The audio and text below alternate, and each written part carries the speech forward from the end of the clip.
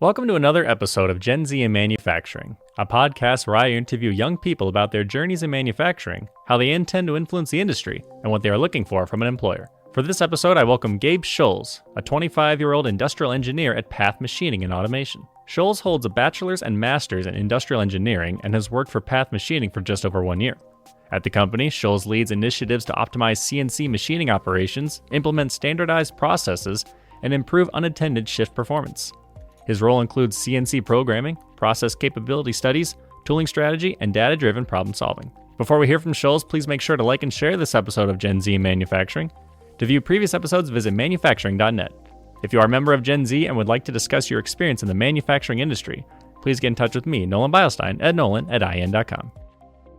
All right, Gabe, well, thank you for joining Gen Z in Manufacturing. I like to lead off these discussions by asking everybody what initially drew them to their current company. So how did Path Machining attract you?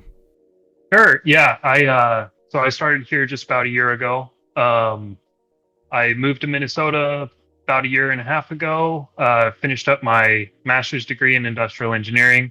My fiance and I moved here. We weren't really sure how long we were planning on staying here. So I kind of applied to every engineering position that kind of popped up, and I wasn't getting any responses. And so I kind of just decided to apply for general operator position to whatever shop would take me, just to get some experience in the field.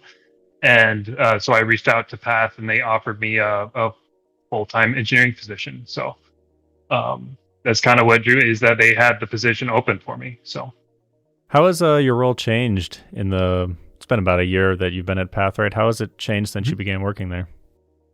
Yeah, so I originally started off working, why they hired me was to get involved with more AI and automating like tool path strategies and different machining technologies. And I've learned how to do that. I've learned how to gotten involved in a lot of different projects, from machine buy-offs to quality control to facility planning. So my role has developed quite a bit since I've been here. And how do they keep you interested and engaged? I mean, that's a big part of retention for young workers, and a big concern companies have. So what do they do to keep you coming back? Mm-hmm. I would say for me personally, I'd say a variety of projects. Kind of when I walk in the morning, I don't really know what I'm going to be doing that day, which is kind of exciting.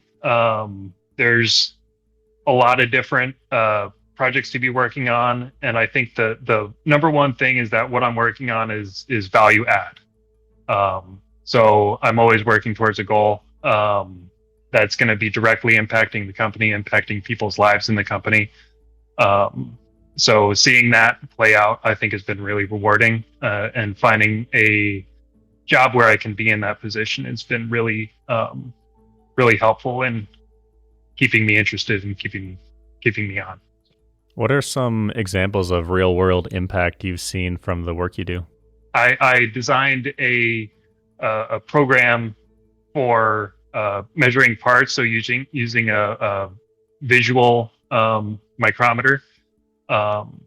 And so as far as quality of life for operators, they can run over to this vision system and press a button to measure a whole entire part, rather than having to, use a micrometer to measure each individual dimension. As we go higher and higher scale, larger scale manufacturing, that's been a huge impact in people's lives, which has been really cool to see. Do you get the sense that young people prefer to work for one company for the majority of their professional career, or do you think that they will see themselves working for several companies? So originally when I started, that was kind of my plan, was to work for this company for maybe 1 or 2 years, and then potentially move, or kind of wherever we end up. But as I've grown here and developed my skills here, I definitely see myself staying here for building more of a career, rather than a 1 to 2 year job position. So I would say, as long as the company is willing to invest in you and invest in learning opportunities and growing that individual, then people are a lot more likely to stay at these companies rather than just doing monotonous tasks all day or the same thing every day. I've heard companies complain that young people are too quick to move on, and I think it's just because there's so many more options to young workers. I mean, were you considering any other careers in industrial engineering? What were you looking at when you were going through internships and when you were studying in college? I would actually kind of disagree with that, because when I was looking, I couldn't find any jobs. There was everybody was asking for experience, and so it was kind of tough for finding a job in the first place. So I guess I probably just lucked out and found a company that was really willing to invest in me. The old way of thinking was you get your first job and then you work with the same company for 40 years. And that's what boomers did, Gen X did. Millennials kind of stopped that trend. And now I'm wondering what are you hearing from some of your peers? Are they looking to move on after a couple of years, or do they see themselves working at one company for decades? As far as the people here, I think there are probably one or two other guys my age, and I haven't heard them talking about leaving anytime soon. Even some of my peers from college, I haven't. A few of them have jumped around a little bit, but I'd say a good majority have stayed in the positions that they've landed initially. The companies that they worked for initially, it wasn't a good fit. I guess I don't really know the whole story, but they weren't enjoying the work. There's been a lot of talk on what the ideal work week is. Traditionally there's the 5 8-hour days, and recently we've seen a shift to some companies implementing 4 10-hour days, and maybe even less than 40 hours total for a week. What is your ideal work week, and what do you think Gen Z's ideal work week is? A lot of my work week is just work, which is fine. Like, sometimes work is just work, and you gotta get through it. But I would say I don't mind staying late as long as I'm working on something that's really intriguing, and if I'm benefiting people, then I'll look at the clock. It's like, oh, I'm already an hour past when I wanted to leave. Whereas if I'm working on something monotonous, I'm definitely looking at the clock every 5 minutes. So I would say my ideal work week, varies. If I'm working on a really interesting project, then it'll probably be a little bit longer. And if I'm not, probably a little shorter.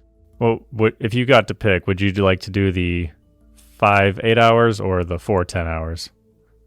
I personally do 5 8 hours, or around that, loosely. But